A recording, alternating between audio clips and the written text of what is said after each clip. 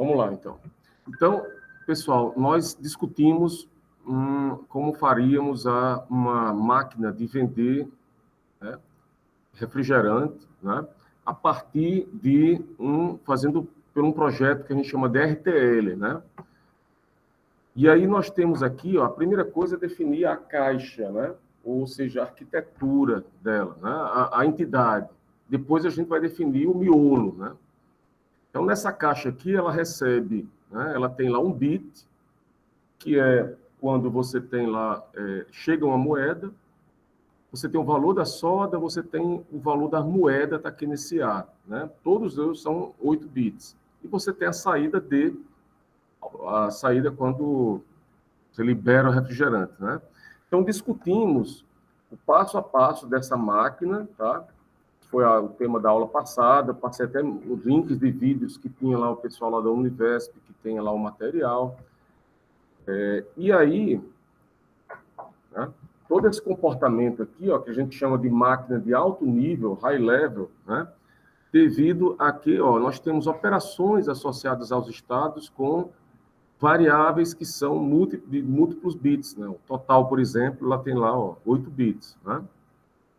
Então, nós temos aqui o comportamento, né, uma máquina que, ao todo, são 4 estados, mas ela é de alto nível porque nós temos aqui variáveis de múltiplos bits. Tá? Então, foi essa discussão. Daqui, então, a gente gerou o DataPath a partir da máquina de alto nível, onde a gente tinha um somador, nós tínhamos um comparador, precisávamos de um registrador para armazenar o total. Né? Então, a partir daí, montamos o nosso DataPath. O DataPath ele tem não só os componentes, mas as conexões entre eles. Né? Parte dessas operações, total igual a total mais A. Então, o total está aqui, o registrador, o somador está aqui, a saída volta, realimenta. O registrador, nós temos os load e o clear. Né? Então, a saída do comparador, total menor do que S. Então, a partir do DataPath, nós vamos para o passo seguinte, né? Que seria, no caso, aí, a conexão do DataPath ao controlador. Um DataPath, essa parte aqui com 3 componentes. O controlador seria a nossa máquina de estados. Né? E nessa máquina de estados, então, o que é que vai sair dela? Né? Vai sair lá quando é que for o load, vai sair quando é que vai o clear, né? Vai sair dela quando é que é para liberar o refrigerante. O que é que entra? Né? Bit, né? É a chegada de uma moeda e também se o total é menor do que S. Tá? Então, isso aqui é como se fosse as caixas, e a gente vai precisar definir quem é esse controlador, que é a máquina de baixo nível. Né? A máquina de baixo nível, a gente vai partir da máquina de alto nível para transformar ela em baixo nível. A gente vai, já que a gente implementou tarefas aqui já no DataPath, a gente vai substituir, né, pelos sinais de load, de clear. Né? Então, né, esse passo aqui, total igual a total mais A. Isso aqui vai se transformar em total load. Né? Aqui, total igual a 0, vai ser o clear. Né? Então, na aula passada, a gente discutiu isso passo a passo. E aqui a gente tem, então, a nossa máquina já em baixo nível, porque essa máquina aqui, ela é totalmente... ela só tem sinais binários, zeros e uns. Tá? E aqui, nosso DataPath. Então, a máquina de 4 estados, eu precisaria de 2 bits para implementar ela em flip-flops, 2 flip-flops, estado atual, estado futuro, e aqui está a nossa, vamos dizer assim, nossa máquina, né? Se eu quisesse implementar ela, toda a parte lógica seria uma tabela aqui de estados, onde eu tenho os estados aqui, o estado atual, estado futuro, tá?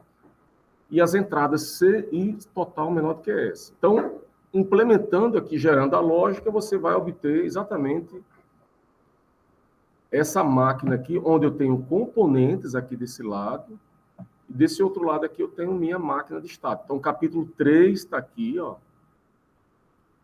O capítulo 4 está aqui, tá? A junção do capítulo 3 e 4 é exatamente o que a gente chama de projeto RTL, tá? Passar aqui, vamos para o de hoje, né? O exemplo de hoje, né? Nessa mesma linha, né? Alguém aí que está assistindo online está com alguma dúvida? Eu posso passar adiante?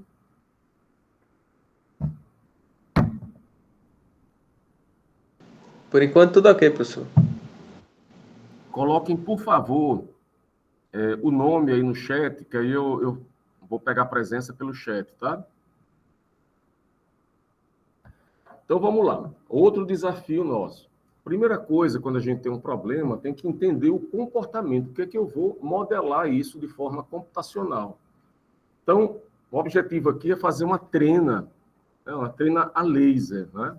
Então, imagine que você tem uma trena, um equipamento, equivalente a um sistema desse, você liga o equipamento, mas você... daqui que você vai... Você tem que não só ligar, ele vai entrar no estado de espera, vai limpar os registradores dele internos e vai esperar que o usuário, né, aponte e pressione um determinado botão. Uma vez pressionando o botão, qual seria o comportamento imaginado? Que a luz ela percorra, vá até o ponto, né, bata lá e volte, né? Então, você tendo um sensor, né, você tendo um sensor aqui para ter essa reflexão, esse sensor ele estaria em zero, não tem reflexão, ele está em zero. Chegou a luz, ele vai para 1. Então, enquanto não tem o sensor, enquanto não tem a reflexão, está em zero. Não é? Então, alguém me dá a ideia de como eu poderia fazer um data path, fazer a caixa, né? De quais são os botões de entrada e saída para modelar esse problema aí. Vocês aqui também, o que é que eu usaria para calcular a velocidade? Tem um contador para medir o tempo que demorou para o laser ir voltar. Esdras está dizendo aqui um contador, né? Para tempo que vai e o tempo que volta. Sendo que, como está até dizendo aqui, ó, né, tá errado aqui, 10 elevado a 8 aqui, corrigir depois aqui. Tá faltando aqui o seguinte: o tempo que vai e o tempo que volta é o dobro da distância, né? Tá? Vamos dizer assim, 2 vezes a distância, esse D. Então, você vai ter que ter esse tempo aí, né? Se você usasse a frequência, essa frequência, essa aqui é 10 elevado a 8, tá? Eu vou ajeitar. Se você usasse a frequência equivalente da velocidade da luz, qual é a velocidade da luz, né? 3 vezes 10 elevado a 8 metros por segundo. 3 vezes 10 a 8 são 300 milhões de metros por segundo. 300 milhões é 300 megahertz. Então, se você usasse a frequência 300 megahertz, cada pulso seria 1 metro. Você está usando a frequência equivalente, né? Então, a gente teria que ligou o equipamento, né? Vou ter algum botão aqui que o usuário vai ligar, ele vai resetar, vai dar uma limpeza lá no contador, no registrador, vai ter um estado de espera, vai ficar esperando que o usuário aperte um outro botão lá que inicialize o laser, né? Uma vez inicializou, ele vai disparar o contador. Foi, voltou. Quando voltou, para a contagem. Parou a contagem, eu tenho que fazer o quê? Dividir por 2, que seria, dividir por 2 é fazer um deslocamento à direita, né, de 1 bit, né? Então, praticamente, seria esse o processo, né? Então, ó, essa caixinha aí, ó, você ligou, você vai ter um botão aqui, ó, que o usuário vai pressionar, tá? Esse botão 1 bit, né? 1 bit apenas. Uma saída que é 0, 1, o laser está desligado, L igual a 0, laser está ligado, L igual a 1, tá? lá, quando há uma reflexão, né, esse sensor também é um bit, né, que seria o reflexo do laser, esse sensor, ele está zero, não há reflexo, não está chegando a luz. Quando a luz chega de volta, o S vai ser igual a 1. E a saída dessa caixa aí seria uma medição, né, 16 bits, que seria a quantidade de metros, né, que seria lá para a nossa treina. Tudo bem por enquanto, pessoal, aí?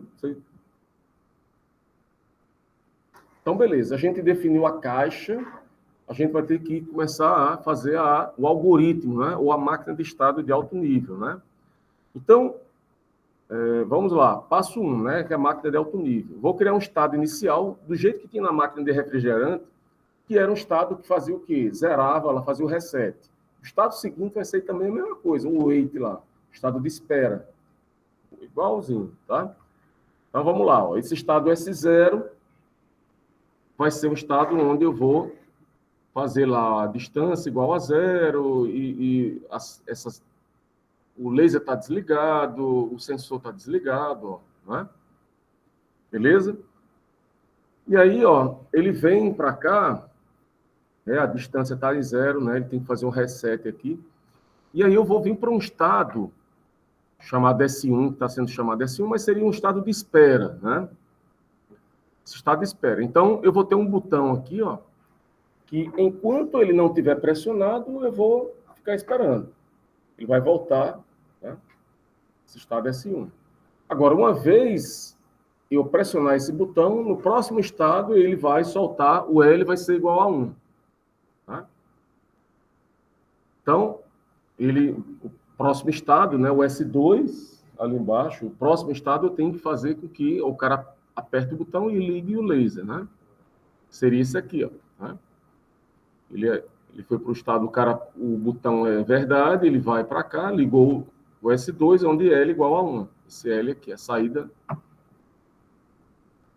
Beleza, ele ligou a luz, né? A gente pode modelar de várias formas. O autor aqui, ele fez o seguinte, ele soltou o pulso de luz e depois, no próximo estado, ele apagou a luz, né? Ele desligou a luz, tá? Agora, o seguinte, esse pulso, ele está caminhando, ele vai voltar e vai gerar essa reflexão. Mas a gente precisa, então, contar esses pulsos, né? Então, como é que seria isso aí? Seria, enquanto ele não tem essa reflexão, né? Ou seja, enquanto o S aqui não é verdade, ele vai ficar aqui esperando. Aqui, ó. Eu vou ficar esperando. Se o S igual a 1, eu vou parar a contagem. Então, aqui, ó, nesse estado aqui, S3, vai ser o estado que eu vou fazer com que o contador ele seja habilitado. Né? E aí, ó, do slide anterior para cá, o que é que vai acontecer, né? Está faltando aqui, porque aqui só tinha as entradas, aqui tinham as saídas, estava faltando um, né? Ele coloquei aqui como um registrador local, né? Mas a gente sabe que eu posso fazer um registrador e um contador são equivalentes, porque eu posso fazer um contador a partir do registrador. É só colocar um incrementador lá, né? Então, vamos lá. Isso aqui é uma variável interna, né? Que poderia ser também um contador, né? Que está aqui, ó. Na realidade, é o meu contador. Ele vai incrementar os pulsos, né? Inicialmente, isso aqui vai estar em 0. E cada pulso, enquanto não chega a reflexão, ele vai incrementar. D igual a D mais 1. Uma vez chegou a reflexão, ele vai sair desse estado S3, vai para um outro estado que ele vai parar essa contagem, né? Seria aqui, ó, né? Ele vai parar, ele vai fazer com que a contagem seja interrompida e nesse outro estado aqui ele vai dividir o valor da contagem por 2, que é para calcular a distância correta, né? Tudo bem? E aí, quando acabar isso tudo, aí ele volta, né? Tem que fazer uma realimentação para que ele volte lá, ou para o S1, poderia voltar para o S0, né? Mas o S0 está mais ligado a pessoa ligando a máquina, a inicialização da máquina. Então, que é que eu tenho aí? Né? Acabou lá a minha máquina de alto nível. Eu tenho 5 estados. Né? O que aqui, pessoal, é 10 elevado a 8 aqui, tá? O 8 está é porque eu fui fazer a tradução, aí ele perdeu a formatação. Então, é o seguinte, essa aqui é a minha máquina de alto nível, né? Eu perguntava, por que máquina de alto nível? Porque ó, você está vendo que tem uma variável aqui, ó, DCTR, ela tem 16 bits, né? O que é que eu tenho que fazer aqui? Uma vez que eu fechei o meu algoritmo, a minha máquina de alto nível, passo 2 seria fazer o que a gente chama do data path. Que componentes eu preciso, né? Eu preciso de um registrador ou um contador, né? Eu preciso alguém para fazer dividir isso aqui, né? Então, olhando para esse algoritmo, né, eu vou escolher os componentes, tá? Então, o que é que o DataPath deve ter, né? Armazenamento de dados, registradores, fazer os cálculos lá necessários, né? Tudo bem? Então, até tem um verbo, né? Chamado instanciar, né? Instanciar vem lá da programação orientada a objeto, né? Eu tenho um objeto, eu vou gerar uma instância do objeto, um exemplo daquele objeto, né? Tá? Então, eu tenho que fazer o quê? Para fazer esse data path. Quem são as entradas e saídas, colocar lá no meu data path os componentes necessários e conectar eles, né? Então, a gente olhando aqui, a minha máquina, né? Eu teria, primeira coisa, eu tenho que colocar lá essa saída aqui, ó. Tem que colocar a saída, né?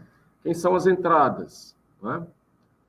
Eu tenho um registrador local, que é o que vai armazenar a contagem, né?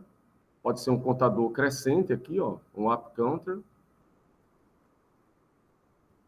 Eu tenho que ter esse registrador de saída, né?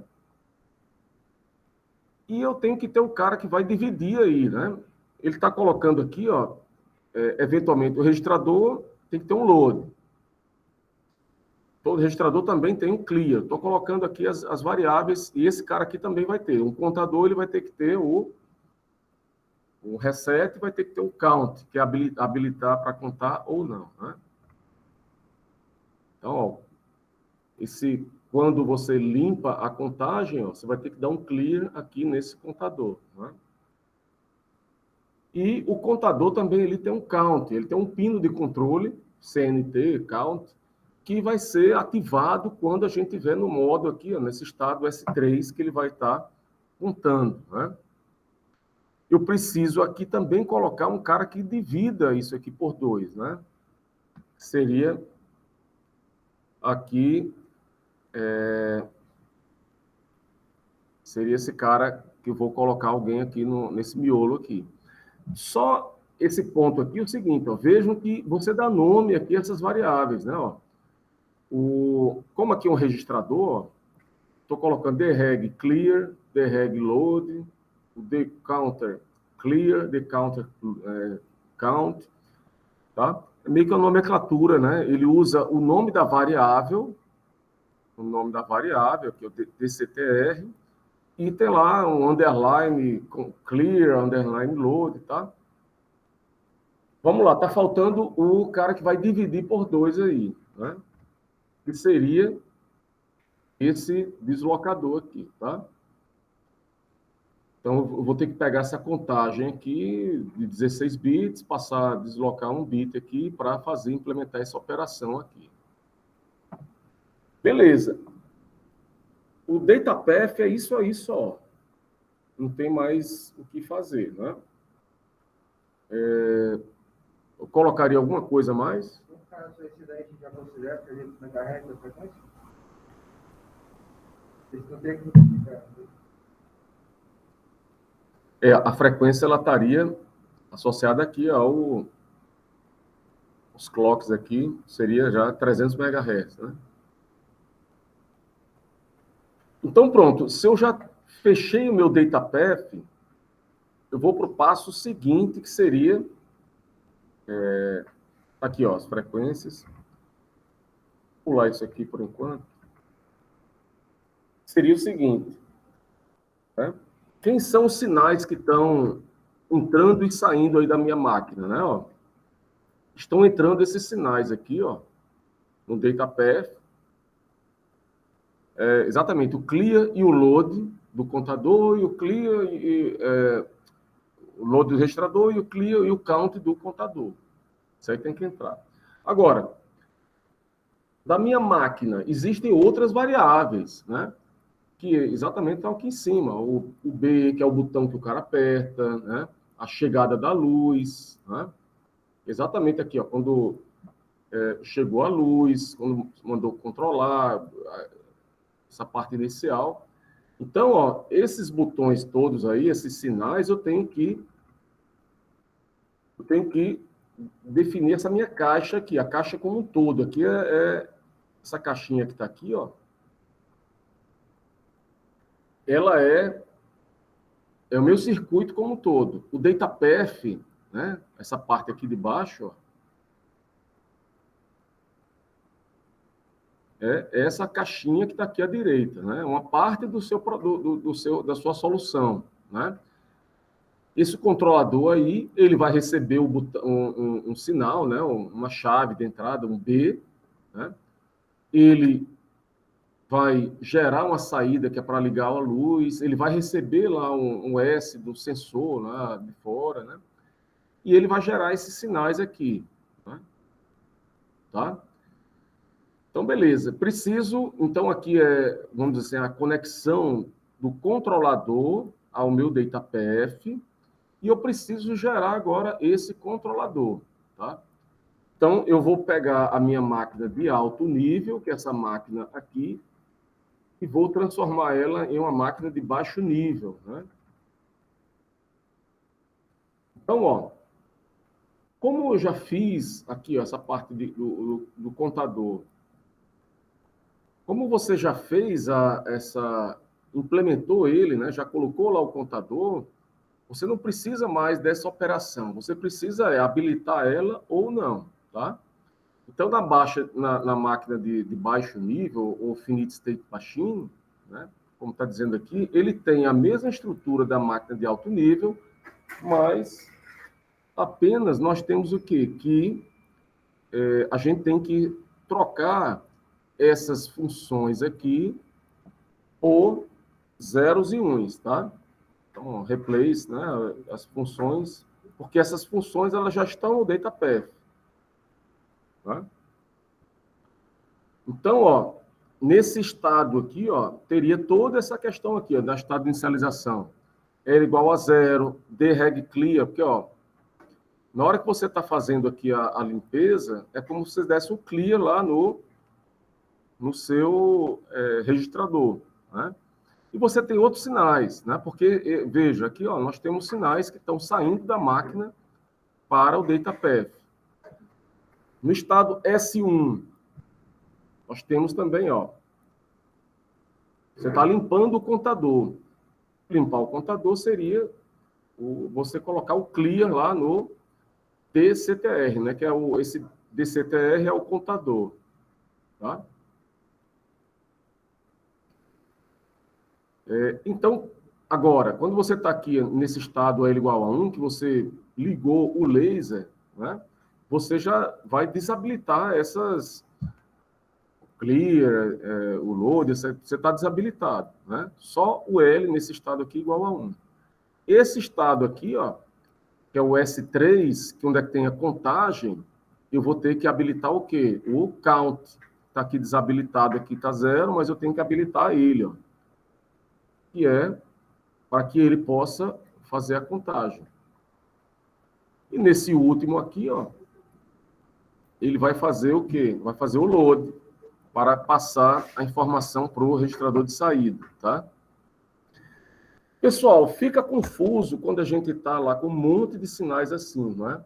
Então, o que é que é a sugestão? Né? Esses sinais existem, mas para nomenclatura a gente vai deixar só o essencial, tá? Seria apagar esse monte de coisa aí e tal, deixar ele mais ou menos como está aqui nessa parte de baixo. Só bota ali, ó, beleza. Só essa parte aí mais, vamos dizer assim, resumida, né? Sintética, né? Então, aqui ele zera, o laser está desligado, ele faz o clear, aqui ele faz o clear na contagem, liga o laser, aqui ele faz com que ele faça a contagem, e aqui ele para a contagem e faz com que o registrador faça o load, né? Beleza. Então, isso aqui seria a nossa máquina de baixo nível, porque só tem zeros e uns, tá? Desafio agora seria fazer o quê? A tabela de estados. Estado atual, estado futuro. Eu tenho aí quantos estados? 5 estados. E aí eu tenho que fazer 3 flip-flops. E eu teria, então, aí também que ver quem são as entradas que estão afetando aí, né? Para que eu tenha entradas aqui, ó, o B e o S. O B é o botão que o cara liga, o S é a chegada lá do sinal. Então, eu tenho 3 flip-flops e tenho 2 entradas. Eu teria o quê? Então, 5 colunas. 3 de estado, S2, S1, o estado lá, e mais as 2, né? A gente pode implementar, né, essa nossa máquina aqui, né, usando lá a lógica lá do capítulo 3, estado atual, estado futuro, fazendo lá, né, esse estado é S0, vou botar aqui, codificar, 000, S1 vai ser o 001, S2, 010, S3, 011, S4, 100. S5, S6, S7. O 5, 6, 7. Dispensa eles lá. Então, você teria que modelar isso aí, estado atual, estado futuro, com as 2 entradas também, o B e o S. É mais complicado, porque vão ser agora 32 linhas, mas tem várias linhas aqui que são eliminadas, né? Várias linhas que são eliminadas. No princípio, pessoal, essa maquininha aí eu já fiz ela, tá? Então, você teria esses estados. Isso aqui não está lá no Varride, não, tá? Então, você teria que S2, S1, S0 seria o estado atual. Aqui eu teria o N0, o N1 e o N2, que seria o estado futuro, o next state. Você fazendo a tabelinha lá, estado atual, estado futuro, você obteria essas equações de estado futuro, o next state, tá? Assim como você teria essas saídas aqui, que são as saídas da máquina de estado para o data path, né? Essas saídas aqui também. Assim como o L aqui, que é para ligar a luz lá, né? Ligar o laser, tá? E você tem um estado futuro, né? E você teria também essas equaçõezinhas aí que são, eu não coloquei aqui no circuito aqui para não complicar tanto, tá? Mas você teria são essas saídas para ativar o clear do contador, fazer a contagem dele e tal, beleza? Então, esse aqui seria, então, seu controlador, né? Ele está recebendo a entrada S, ele recebe B, tá? São as 2 entradas, 2 bits. Ele tem como saída L, que vai ligar a luz, e esses caras aqui, ó, são saídas do controlador. Tudo bem, pessoal?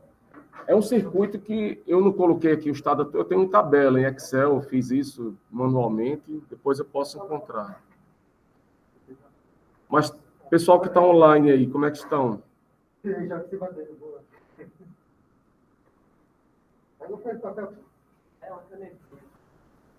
Pessoal que está online, como é que estão?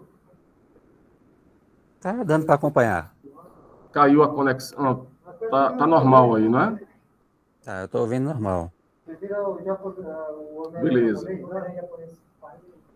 Então, beleza. Pessoal, então, vejam, aqui acabou o problema, né? Assim, eu tenho não só meu controlador, que está aqui, e eu tenho também aqui o meu, que foi aí, né?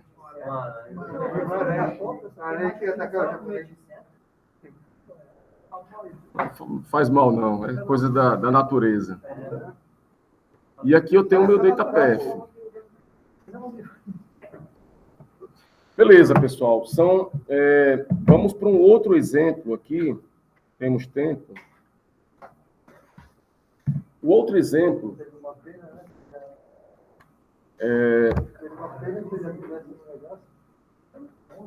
o outro exemplo que a gente vai fazer aqui agora é o seguinte, ó. Imagine que eu tenho aqui, ó, eu tenho periféricos, tá? Imagine que eu tivesse em cada sala, que eu tivesse 16 salas, aqui no setor 4. Cada sala, eu estou trabalhando lá com internet das coisas, né? A minha internet das coisas é bem simples. Cada sala vai ter um sensor de temperatura. Só isso. Vou ter uma variável, eu quero armazenar a temperatura da sala. Então, vou colocar esse sensor, agora eu preciso comunicar essa temperatura para uma central de comando. Eu quero ler a temperatura da sala 3. Né? Tá? Então, o que é que eu preciso fazer? Né? Se eu tenho aqui, se a gente olhar direitinho, cada periférico desse aqui, ó, cada informação, como é que eu posso modelar um problema desse? Se eu tenho uma variável, em cada sala, tem 16 salas, que ela vai do 0 até o 15, eu preciso ter um endereço para cada sensor desse, para cada periférico desse. Tá? Preciso de um endereço. Vai ter a sala 0, vai ter o 000, endereço. Sala 1, a 0001. Então, o periférico, ele vai ser modelado mais ou menos desse jeito aqui, dessa caixinha que está aqui, ó. Tá? Então, eu tenho uma interface aí, tá? Eu vou ter essa parte aqui que a gente chama principal. Essa parte principal é onde realmente é um registrador, onde está lá, vai estar armazenado o valor da temperatura. Um registrador, tá lá. No caso aí, você tem 32 bits. Tá? Agora, desse valor dessa temperatura que está ali naquela caixa, eu preciso só exportar. Eu não vou gravar nada ali. É só leitura. Tá? Minha operação aqui é ler. Agora eu tenho 16. Então, para que eu possa ler, eu tenho que ter duas coisas também. Eu tenho que dizer qual o endereço que eu quero ler. Eu quero ler a sala 8. A sala 8 vai ter o endereço 1000, né? 30. Então, eu preciso colocar aqui, ó, o endereço que eu quero ler. Cada bloco, em cada sala, vai ter um bloquinho desse aqui, esse de baixo. Né? Ele vai exportar lá o dado, também, né? Vai ter um barramento, a gente chama barramento de dados, tem um barramento de endereço, tá? Tem um barramento de endereço, vai dizer, olha, eu quero ler tal coisa. E eu tenho também, são os barramentos que tem no computador, um barramento que a gente chama de controle. Nesse caso aqui, o único dado de controle que eu tenho vai ser um pino aí, vai ser um bit, que é um bit chamado read, RD. Quando RD é igual a 0, eu não quero ler. Quando RD é igual a 1, eu quero ler. Então, como é que a gente poderia modelar isso? Imagine que se você estivesse lá no laboratório, imagina, lá no protoboard, se fosse e montasse esse dispositivo. Vamos pensar que é o seguinte, eu tivesse lá um registrador, coloco lá na protoboard. Eu preciso dar um endereço para aquele cara. E aí eu lhe dou 4 bits, porque como eu tenho 16 dispositivos, eu posso, o log, né, 16 da base 2, 4 bits. Eu preciso de 4 bits para gerar um endereço para cada um endereço único para varrer os 16 dispositivos. Então, supondo que você poderia, na plaquinha, na placa da protoboard, você usaria um deep switch desse aqui. Tá? Então, eu tenho agora, eu dou 16 placas, cada uma com Tá tirando foto, não, né? Mas o Brimão mandou aqui, ó, em virtude de pós-chuvas, a UFRN se disponibiliza para flexibilizar. Foi de manhã cedo. Por isso que a gente está fazendo isso aqui. Não, você...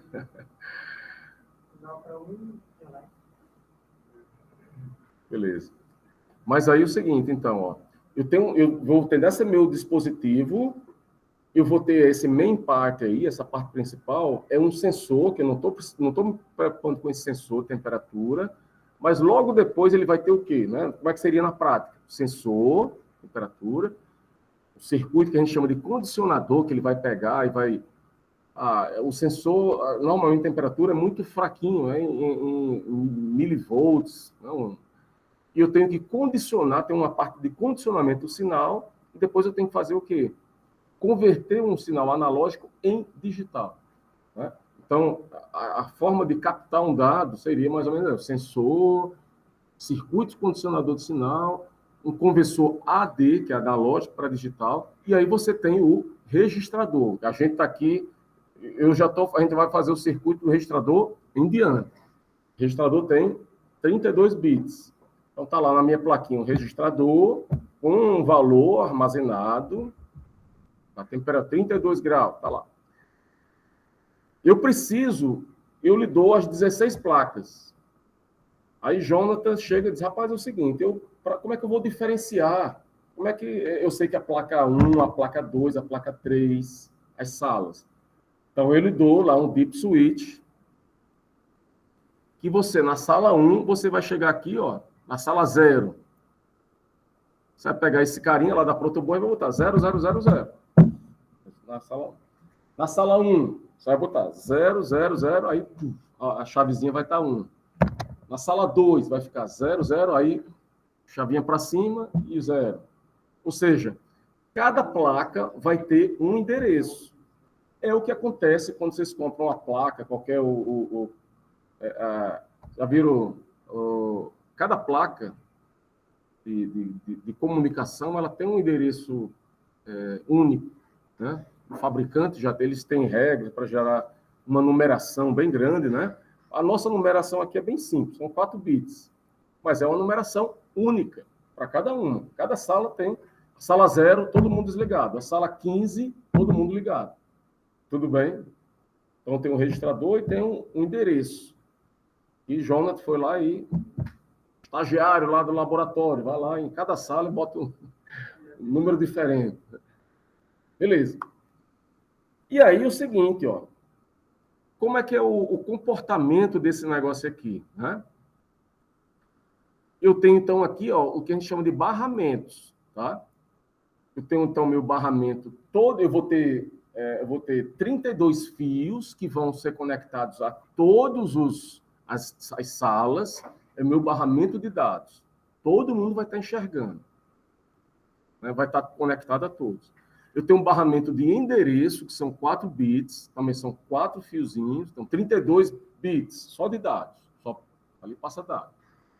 4 bits, só de endereço. E eu tenho um bit aí, ó, que seria meu barramento de endereço, ou de controle, que é o RD.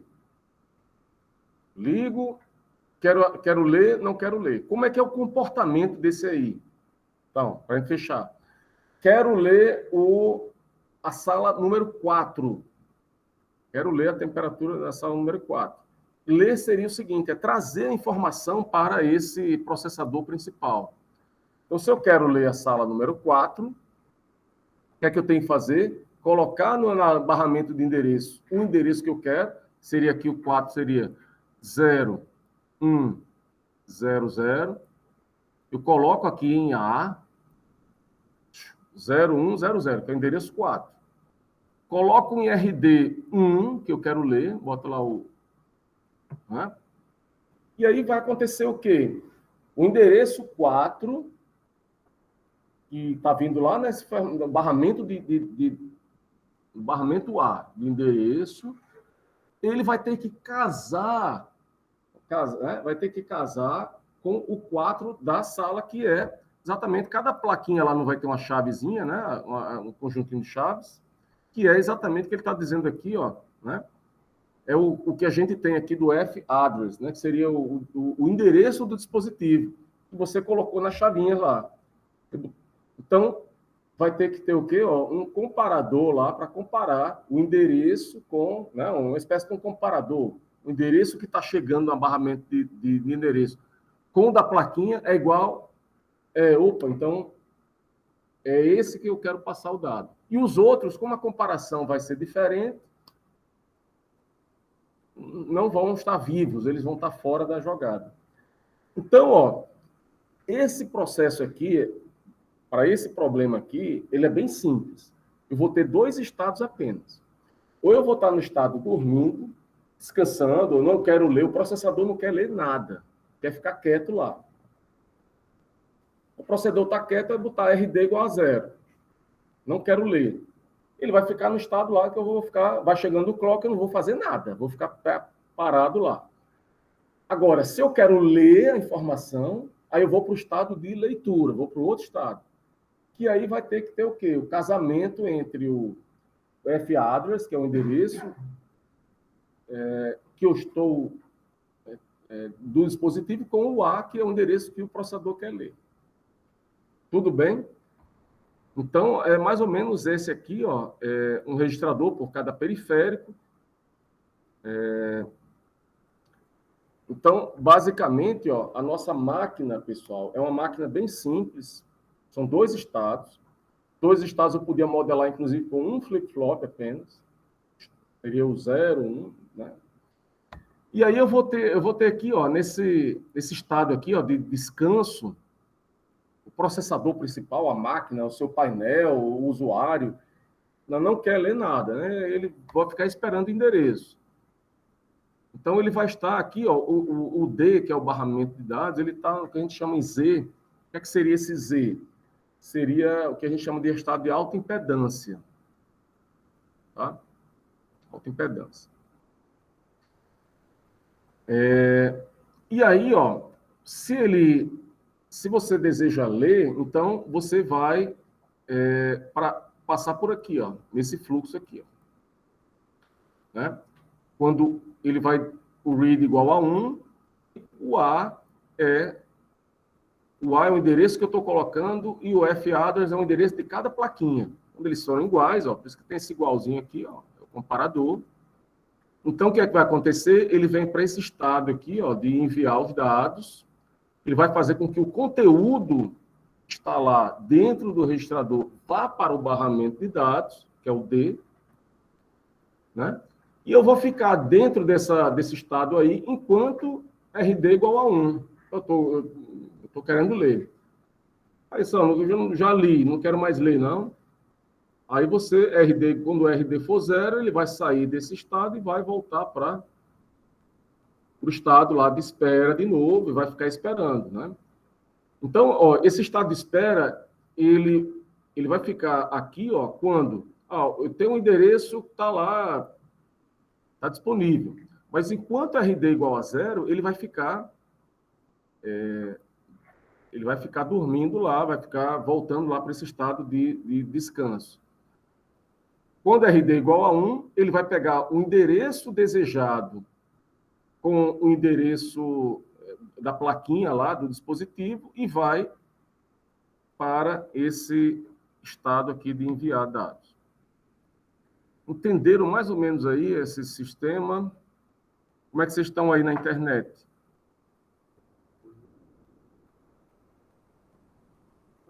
Essa é alta impedância, né?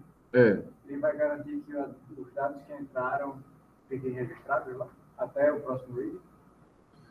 O estado O estado de impedância, a gente vai ver, o circuito vai já aparecer, ele usa uma espécie de um buffer lá, que quando a entrada do buffer é zero, aí é como se fosse é como se você tirasse o circuito da jogada, tirasse ele, desconectasse, né? É uma impedância tão alta que é como se fosse um circuito aberto, né? Parece quando tu aqueles registradores, sabe? Aquele que tem a caixinha lá, as entradas, né? As entradas do dado, onde vai ser colocado o dado, aquele que... O bloco? Isso, o bloco de registrador. Sim. Registrador.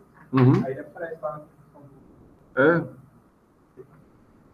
Beleza. Então, ó, o que é que eu tenho que fazer aqui? Isso aqui seria minha máquina de alto nível, né? Eu teria que olhar que dispositivos, de que componentes eu precisaria, né? Olhando para cá. Né? Que componentes eu preciso? Eu preciso de um comparador, porque tem um igual ali, ó. Eu preciso de um registrador, que é para guardar o dado, né? Então, aqui está só mostrando o comportamento aqui dessa máquina, que a gente falou, mas vamos olhar aqui esse timeline aqui, só para facilitar ainda mais aqui a compreensão.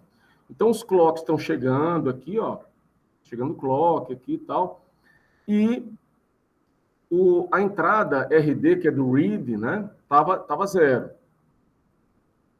Então, nessa situação, ele vai estar aqui, ó, ele vai estar aqui no wait, né, que é esse estado aqui primeiro, aqui, wait, de espera, estado de espera. Porém, no momento que você colocou lá RD igual a 1, ó, RD foi para 1, e chegou o clock, né, o que é que ele vai fazer? Né? Ele vai para o estado de SD, né, que é Send Data, né? E o que é que ele vai jogar aqui nessa saída aqui? Q1, que ele vai exportar, né? A informação que está guardada, ele vai jogar aqui para cá, né? Vai jogar aqui do dispositivo que o endereço que eu estou colocando seja igual do endereço do dispositivo. Depois, ó, o próximo pulso de clock aqui, o read já estava em 0, aí ele ficou, ó, nesse estado aqui, ó, de wait. E essa saída aqui, ó, esse Z aqui é o que a gente chama de autoimpedância, tá? Tá lá em autoimpedância. Aqui, ó, o read voltou, ó, a ser igual a 1, chegou o clock, ele sai desse estado, vem para esse estado aqui de send data, ele está enviando dados. Aqui chegou o próximo pulse de clock, ele ainda estava o read igual a 1, ele continuou enviando dados. No próximo pulse de clock, ó, o read igual a 0, ele já estava lá no estado de impedância. Então, praticamente a gente tem dois estados apenas, tá? Ou ele está descansando, ou ele está enviando dados. Tudo bem? Preciso modelar isso. Que comportamento? Eu tenho que ter um comparador, eu tenho que ter um registrador, né? Então, vamos lá. Primeira coisa, né, do DataPath é quais são as caixas, essa minha caixa do meu dispositivo, o que é que entra, o que é que sai, né? Ó. Então, em princípio, ó, o que é que entra? O read, né? Eu tenho lá o endereço do dispositivo, né? O endereço que está vindo de fora, então eu tenho que colocar isso lá. Tenho lá minha saída, então vou ter lá ó, um registrador, ó. O registrador ele vai ter ó, você está vendo que ele deu o nome de Q1, aí ele vai ter o Q1 load, vai ter o Q1 clear, são os pinos, cada registrador tem que ter lá o load e o clear, né? Eu vou ter o que ele chama aqui de enable, esse buffer aqui, a gente vai já falar sobre ele, tá? Você tem também aqui, ó, o comparador, né? Ele vai pegar o endereço que o cara está querendo ler a sala 4 com o endereço do dispositivo, né? Vai ter um comparador. Então, quando for igual, eu só vou pegar só o pino do igual. Quando esse cara for igual, eu vou pegar aquela saída desse comparador e vou dar um nome a ela. A igual a o endereço do barramento de endereço é igual ao barrador do dispositivo. Então, está aqui. Falta o que aqui, pessoal? Falta essa conexão aqui, vai passar ou não, né?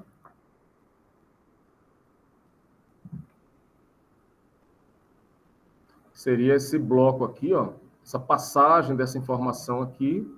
Ó. Tá? E aí a gente falta discutir que danado é esse carinha que está aqui, ó. Que sujeito é esse aí? Esse sujeito aí, ó. Deixa eu ver se...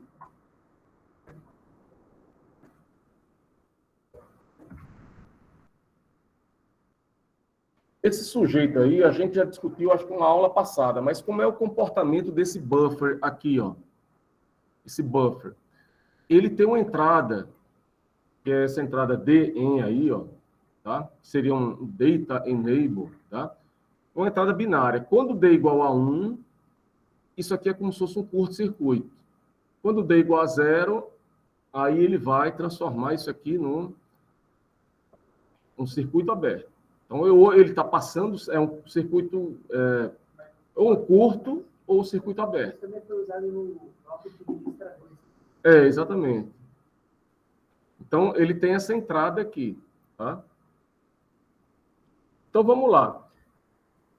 Aqui eu tenho o que seria meu datapath, o registrador, o comparador de endereços e o buffer que vai permitir a passagem ou não, de acordo se o endereço for igual, né? Então, eu tenho que conectar a meu datapath ao controlador e fazer a minha maquininha, né? A minha máquina de estado, pessoal, veja, isso aqui, ó, quem é Q1? Q1 é um registrador de 32 bits, ó, né? Fazer com que essa informação venha daqui para cá, né? Eu tenho que, como eu coloquei aqui, ó, já, eu vou fazer o quê? Para a máquina de baixo nível, fazer os sinais de load, clear, essas coisas, né? Então, ó, aqui é uma máquina de alto nível e aqui é a minha máquina de baixo nível. Vamos dar uma olhada aqui, a diferença, ó. Eu tinha aqui, ó, D igual a Z, Q1 igual a Q. A máquina de baixo nível, ó,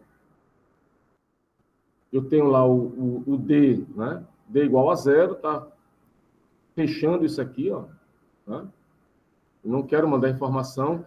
Já na máquina de baixo nível, você está habilitando, ó, D igual a 1 aqui, ó, tá? Beleza? Então, ó, passo seguinte, veja, essa saída essa saída aqui desse comparador, né, que eu estou dando um nome a ela, binária, A igual a F address, ela está vindo para cá, ó. Ela está aqui também. É binária, 0, 1. Ou é igual ou não é igual, né? Lá na máquina de alto nível, estava assim, ó. A igual a F address, né? Mas tanto F address quanto A são de 4 bits. Mas uma vez você implementou o comparador, você já tem a saída binária, 0, 1. Né? Por isso que na máquina de baixo nível, que você está vendo aqui, ó, é uma variável binária. Então, ó, aí aqui eu coloquei também o seguinte, como é que seria isso aqui, professor? Esse é um buffer desse tipo aqui. Será que, como é que está lá no 7.4, no laboratório? Como é que seria? Então, por exemplo, ó, tem o 7.4.1.2.5, que você tem aqui isso aqui você colocaria aqui a entrada, né? Aqui no pino 2, aqui no pino 3 eu pego a saída, mas o pino 1 aqui, ó, seria lá o pino de controle, tá? E você vai ver aqui, ó, que se você colocar, quem está controlando aqui é o C, ó. O C está controlando quando ele é em 0, nesse caso você está vendo a bolinha aí, por isso que ele é ativado em 0. Quando ele está em nível lógico baixo, ele está deixando o funcionamento normal. Pode ver, ó, o L passa para a saída, ó, e o high passa para a saída aqui.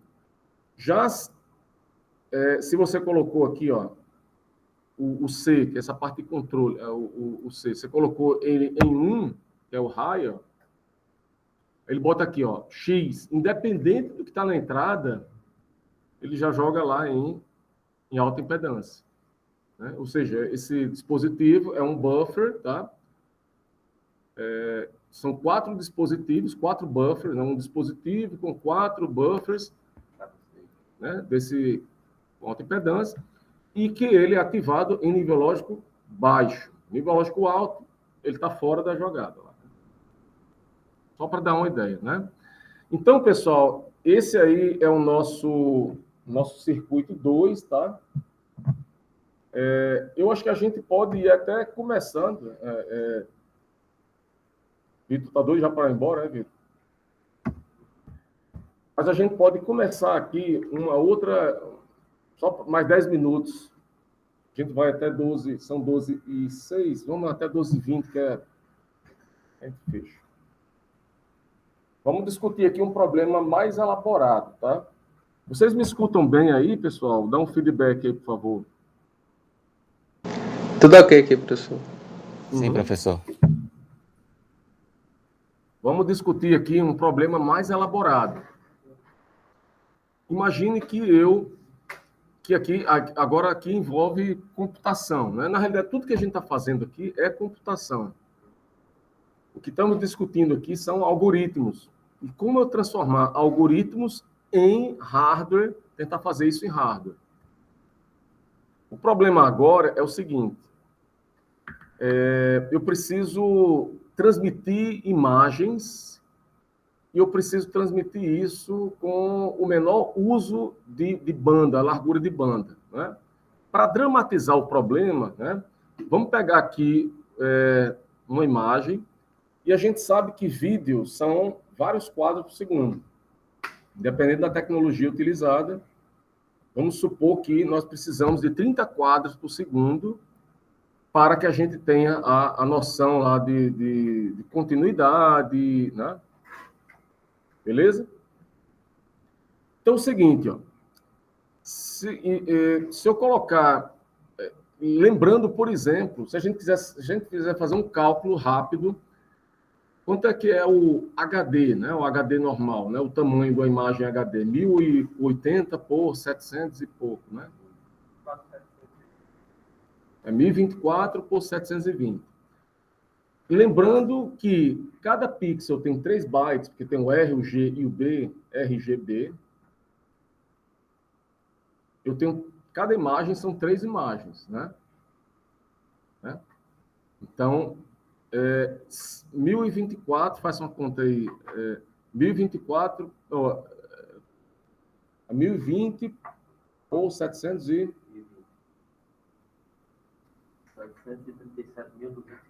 Isso são os pixels, número de pixels. Multiplica isso por 3. 2.221.840. Não, 2 milhões... Então, o número de pixels, o número de bytes. Se cada pixel ele vai ter 3 bytes. Então, multiplicando por 3, vão ser 2 mega.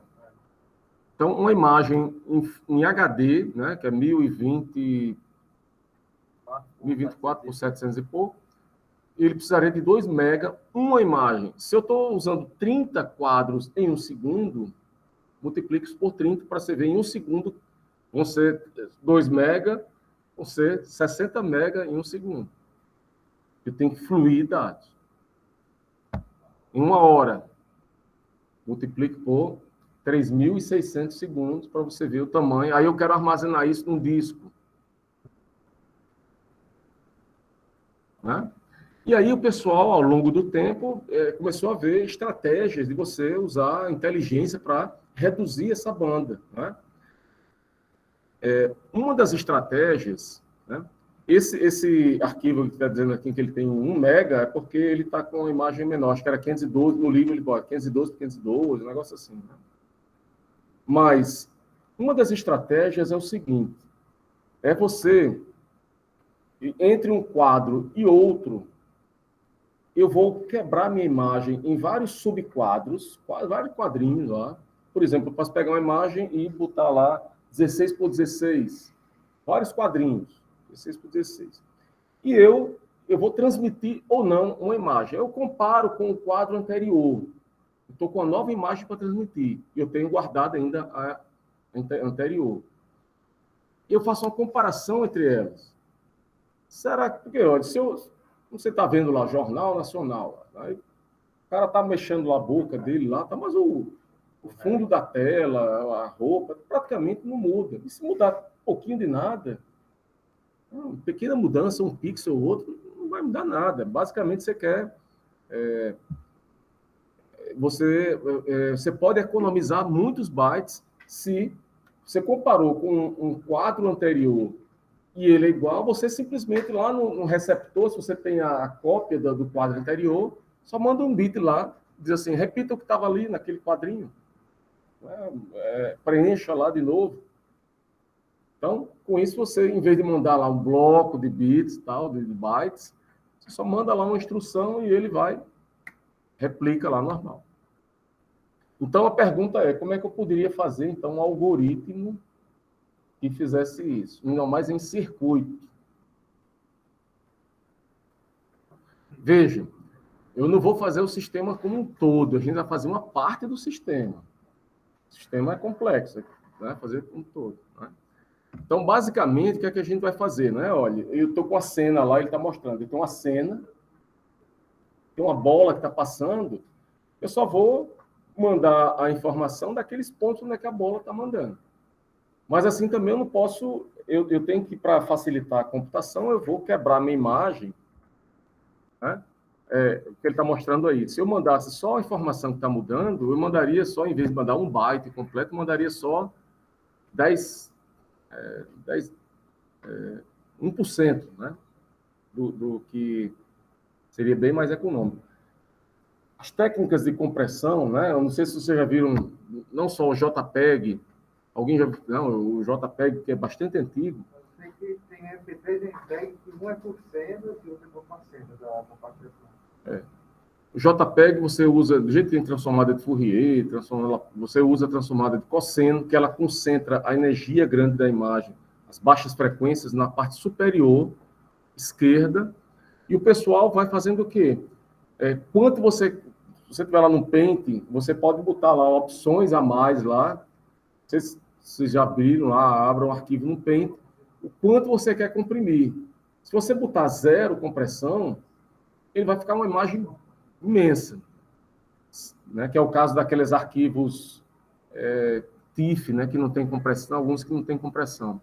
Já, se você quiser compressão alta, ele vai ter um borramento lá qualquer, mas você cai isso para 10%, 15%, depende da aplicação. Imagens médicas, por exemplo, lá, uma mamografia, você não pode comprimir ali, porque aparece um pontinho lá depois na imagem descomprimida, e eita, aí o médico vai, né? Então tem que ser, existem métodos de compressão sem perdas, né? Mas a maioria dos métodos são compressão com perda, tá? Então, pessoal, o que é a primeira coisa que a gente vai fazer aqui para simplificar nosso problema? É pegar minha imagem e dividir ela em várias subimagens, vários bloquinhos, tá? Por exemplo, fazer um bloquinho aqui, ó, 16 por 16. Então, eu vou pegar, a gente vai fazer, é como se a gente fizesse loteamento nessa imagem, né? Então, eu vou pegar o bloco 1, bloco 2, bloco 3 e por aí vai. E aí, ó, eu teria, né? Eu teria não só da imagem atual, a anterior e atual, né? Eu vou ter os dois blocos, tá? 16 por 16, né? Tá aqui, ó. 16 por 16 vai me dar quanto? 16 por 16 dá 256, né? Essa matriz aí, o número de endereço que ela tem. Como é que é armazenado matriz no computador? Na realidade, é um vetor. No computador é um vetor. O que acontece é que aqui, quando chega no final da linha, ela vai para o início da outra. É um vetorzão, né? que lá em MATLAB você faria um reshape, pegar uma imagem, botar ela em vetor e depois... Né? Então, beleza. Então, esse bloco 16 por 16, eu posso transformar ele em um vetorzão. Né? Eu pego aqui, eu coloco a minha memória, ele vai aqui nessa linha. Quando chega na última, né, eu boto as 16, boto lá as 16 valores. Quando chega no último, vou começar na outra linha aqui, esse início aqui vai na sequência aqui. Né? Quando chega lá no último, ele vai para o início da outra e por aí vai. Ou seja, eu vou transformar o que é uma matriz 16 por 16 em um vetor com tamanho 256. Tá? Então, agora, o meu problema é o seguinte, eu terei o que a gente chama um vetor A, né, que veio desse bloquinho, um vetor B, que veio desse outro bloco. Tenho dois vetores de 256 posições, tá? O que é que eu vou ter que fazer aí? O problema vai ser qual? Vai ser varrer esses dois vetores, comparando eles, os bits, né, comparando e acumulando as diferenças. Né? Acumulando essas diferenças. Então, no final, o meu processamento vai dizer assim, eu vou colocar dois vetores dentro de dois vetores de 256 posições cada um, ó, dentro de uma caixa. E esse vetor aqui, ele vai me dizer, aqui, ó, a quantidade de diferenças aí, um valor que vai dizer assim, um valor, que aí eu podia dizer se isso aí é muito diferente ou não. Né? Veja que ele está colocando aqui, ó, como um inteiro lá nessa saída lá, tá?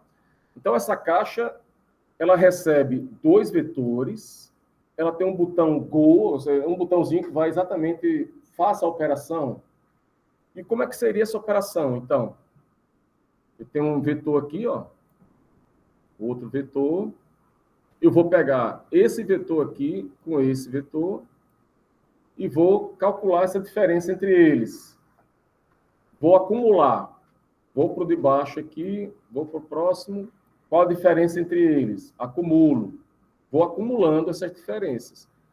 Até chegar lá no fim. Vou varrer isso aqui. Isso para... Como eu tenho 16, eu tenho 256, ele vai varrer isso aqui do 0 até o 255. Né? São dois vetores aí, tá?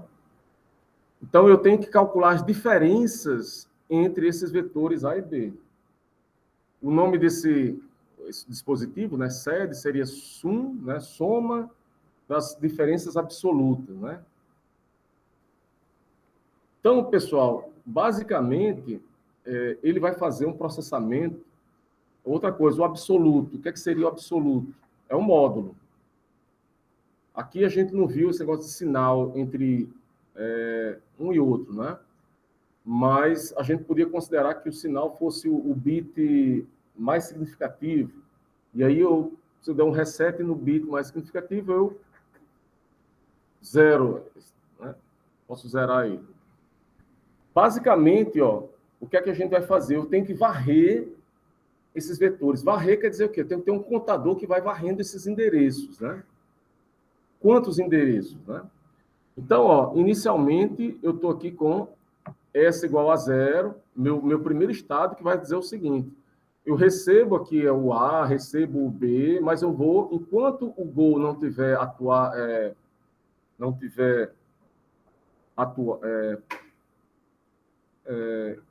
inicializado, né, eu vou ficar no estado de espera. Esse S0 é um estado de espera. Se o cara apertar o Go, a máquina dizer, olha, faça a operação, aí sim eu vou realmente entrar no modo da operação, tá? E o modo da operação, o que ele vai fazer? Zera lá a soma das diferenças absolutas, esse registrador que está guardando essas diferenças absolutas. E esse I aqui, quem é? Esse I vai ser o índice. Vai ser o índice que vai varrer esses endereços todos aí, tá? Então, eu vou fazer aqui, vou implementar um contador. Né? Na realidade, o que vocês estão vendo aí, vai implementar um for ou um while. Um while. Vai ser um laço. Literalmente um laço computacional. Ele vai entrar aqui nessa condição aqui, S2, e vai fazer uma pergunta. Né? Esse I aí, que vai ser ele inicializado igual a 0. Aí ele vai pegar o vetor, o 0, 0. Depois ele vai igual a 1, igual a 2, igual a 3. Ele vai incrementando. Quando ele chegar a 255, é o último. Quando ele for para 256, já passou, já tem que cair fora. Né? Então, por isso que ele está perguntando aqui, ó. I é menor do que 256? Se for, eu tenho que fazer a operação de computar os dois vetores lá, essa subtração entre eles. Caso isso aqui não seja verdade, ó, eu vou sair fora. Isso aqui, literalmente, é while, né? É uma operação aqui do while. Está ruim aqui de escrever. While I menor do que 256. Se for verdade, ele entra no laço. Se for falso, ele cai fora. E quem é que está dentro do laço? Está aqui, ó. Vai ser exatamente a operação que eu quero fazer. Eu vou fazer AI menos BI, vou calcular a diferença entre os dois, vou passar pelo ABS, que seria uma função de tirar o absoluto, vou somar com o que estava acumulado lá, ó, tudo isso aqui, e depois jogar o resultado em sum. Incrementar lá o contador, né? Então, veja, esse aqui é como se fosse um while. Eu estaria preso dentro desse laço até que ele chegue lá ao 256. Ele vai cair fora. Caindo fora, ele vai pegar o resultado do registrador intermediário e jogar lá na saída. Aí você diz assim, vou mandar ou não vou mandar o quadrinho lá? Isso aqui, não, por enquanto, essa decisão não está aqui. Poderia ser o seguinte, o usuário aceita que hoje ele mande com 30% de diferença. Aí você teria um parâmetro lá e você... Aqui ele está só calculando a soma das diferenças absolutas, só a quantidade, tá? Só a quantidade de diferenças absolutas. Tá? Então, eu tenho dois vetores, A e B, com 256 posições, inicializo um I igual a 0, inicializei um while, enquanto aí comecei... A menos B mais sum igual a sum. Né? O sum igual a sum mais A menos B lá. I igual a I mais 1. Então, eu vou fazer esse laço até que ele ultrapasse lá o contador para eu cair fora do laço. Tá? Então, só para a gente fechar mesmo, olhando para cá, o que eu preciso de equipamento, de componente, né? Eu preciso de um registrador local, eu preciso do registrador lá para a saída. Esse I aqui, ó, pode ser um contador, tá? E por que ele colocou 9 bits aqui? Podia ser, se fosse 255, seria 8 bits, né? Mas ele colocou 9 bits exatamente para chegar no 256, tá? Esse aqui é a saída, aqui são os dois vetores, tá? Eu preciso de um somador, tá? Então, basicamente aí, ó, o meu DataPath é esse carinha aí, ó, pessoal. Eu sei que é um pouco complexo, vocês vão tendo o choque assim, né, dos dispositivos, dos componentes, né? Mas a gente vai ter vários exemplos, várias discussões. A gente vai voltar, inclusive... Pode falar. Dentro desse aplicação, eu conheço um vídeo muito bom, o canal do Scott. Ele pega com a mesma qualidade de vídeo, ele controla a bitrate. Então, tipo, aumenta a quantidade de internet para ver as mudanças. Tipo, a pessoa andando normal, no bitrate baixo, no bitrate alto. Aí depois ele começa a botar confete e você vê como distorce. Se você tiver com uma velocidade baixa, ou seja, você tem muitas diferenças, mas não tem uma conexão que possa suportar isso. E quando você tem uma internet mais alta, que é a quantidade de mudanças, que aí a imagem fica ok. Mas às vezes com a internet baixa, se tem poucas mudanças, a imagem fica boa. Pois é. E aí, tem outras aplicações a mais, assim, vamos supor, se for uma câmera de segurança na rua, precisa de reconhecimento de rosto, se você tem uma taxa muito baixa, você vai... outras aplicações que precisam dessas imagens, desse vídeo, vai ter a deteriorização, né? Hoje em dia, na China, por exemplo, os caras fizeram um negócio, você não precisa do rosto da pessoa para reconhecer que é Jonathan ou Esdras, o Vitor. Hã? Não, no caso de câmera de rua, eles estão usando a forma de andar da pessoa. Então, o cara está bem longe lá, às vezes, mas a minha forma de andar é diferente da dele, diferente de cada um. Assim, eles conseguiram fazer sistemas de detecção, né? Mas vamos fechar aqui, ó. Então, o DataPath aqui, ó, ele vai seguir esse fluxo aqui. Ó, recebo uma informação A, recebo informação B, ó. Esse vetorzinho aqui, ó. Na realidade, eu não estou me preocupando mais com o vetor como um todo. Eu estou na linha, eu estou na linha I do vetor, né? O primeiro componente do vetor, o primeiro componente do A e do B. Depois ele vai para o segundo, depois para o terceiro. Então, quem está entrando aqui, ó, depende do I, né? Vai ser o I lá. Então, tem uma informação que está entrando aqui, o A e o B. São dois blocos de 8 bits, só 8 bits aqui. Ele vai fazer uma subtração, vai passar pelo módulo aqui de ABS, tá? O resultado vai ser o quê? Vai ser somado com quem? Com o sum, ó. Vai ser somado com o sum, sum, e o resultado disso tudo vai entrar onde? No próprio sum. Tudo isso aqui, ó, vai ser jogado aqui para o sum. Eu tenho aqui um I, ó. Esse carinha vai ser um contador. Para que esse contador? Para que ele possa varrer. Eu estou no endereço 0 do vetor, endereço 1, endereço 2. Vai varrer o vetor, né? Exatamente. Então, ó, na próxima, aqui está a máquina de alto nível, aqui a máquina que seria de baixo nível, ó, que ele vai tirar, ó, igual a 0, ele vai jogar, ó, e clear igual a, ele vai jogar aqui, clear igual a, o sum clear, ele vai jogar, ele vai, enquanto tem o sum igual a 0, ele vai dar um reset aqui nesse somador. Como está implementado já essa soma aqui em hardware, toda essa operação aqui, ó, ela é convertida depois em sum load igual a 1, tá? Porque ele já vai ter o load. Então, basicamente, ó, só para a gente fechar aqui, ó, se eu tivesse aqui um exemplo, ó, o A e B, né? Ele vai dar uma subtração aqui de 26, né? E o módulo.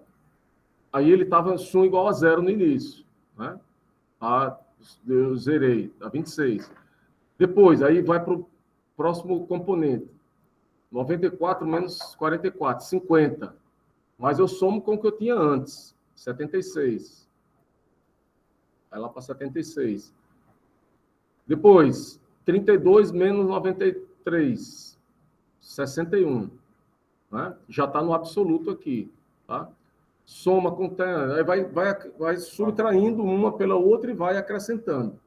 Se a gente não tivesse colocado aqui o ABS, veja que esse número 32 menos 93 daria um número, teria menos 61. O menos 61 ia se juntar com mais 76, ia fazer o quê? Ia diminuir. Então, eventualmente, contribuições, erros positivos e negativos iam se anular. Você ia ter uma diferença bem pequenininha. Nesse caso, foi usado o ABS. Em engenharia elétrica, a gente usa o quê? Normalmente. A gente usa o quadrado, né? Soma dos erros, o mean square erro, né? A média dos erros quadráticos. A gente quadra esses erros. Aí, na hora que você joga a raiz, o quadrado, você, que é negativo, vai para positivo, né? Então, esse aqui, ó, ele vai gerar um número, por exemplo, ó, 340, gera um número 340, esse número. Aí eu teria que ter uma operação. Ele é grande? para mim é satisfatório, aí não, se for acima de 200, eu posso botar um comparador aí na saída. Se essa subtração for acima de 200, manda um quadro lá. Se for abaixo de 200, não manda nada. Eu podia ter colocado um outro dispositivo, né? Então, pessoal, a gente falou de alguns exemplos aí. Esse é um exemplo um pouco sofisticado, a gente vai voltar a ele, inclusive a gente vai pegar esse exemplo, vou pegar ele e vou colocar ele em linguagem C, a gente vai discutir ele em linguagem C e depois discutir passo a passo, tá? Mas a gente volta a ele, né? É importante só que vocês derem uma olhada também. Vou parar aqui, vou ver se ele...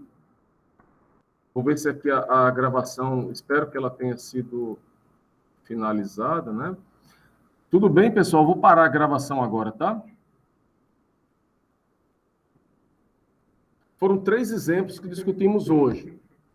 A gente já tinha falado da máquina de vender refrigerante, falamos hoje da trena, a trena laser, que falamos da interface de leitura, né, de um periférico de leitura, e falamos aí um pouco dessa máquina esse soma das diferenças absolutas. Dê uma olhada, vou ver se eu coloco esse vídeo para vocês assistirem ou verem depois. Eu acho que tem um vídeo, talvez até melhor, meu anterior, tá? Tá lá no Varride, é um exemplo lá do Varride, né? Naquela aula da Univesp não tem esse material, ele fica só no primeiro, se eu não me engano, tá? Mas são exemplos super importantes, tá? Então,